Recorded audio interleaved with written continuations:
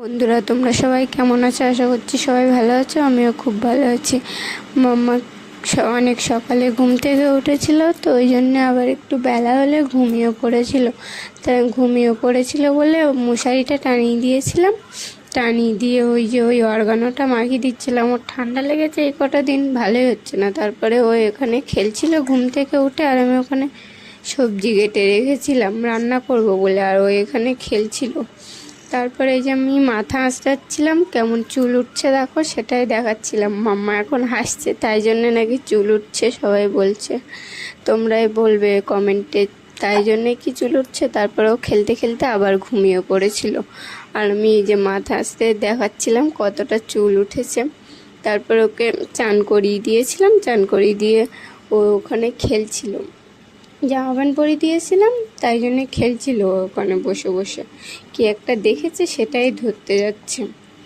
ও এখানে খেলছিল, আর আমি বলছি চলো মাম্মা আমরা একটু বাইরে থেকে ঘুরে আসি।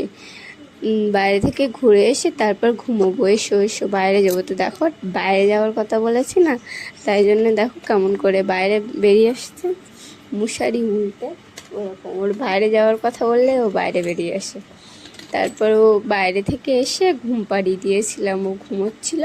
আবার ঘুম থেকে উঠে পর দেখো, সবাই কিন্তু ঘুম থেকে উঠেছে। উঠে পর দেখো ওই যে রিমোটটা ওখানে আছে না, ওটা আনতে যাচ্ছে। আমি বলছি ঘুম চোখে উঠে কোথায় যাচ্ছে ও?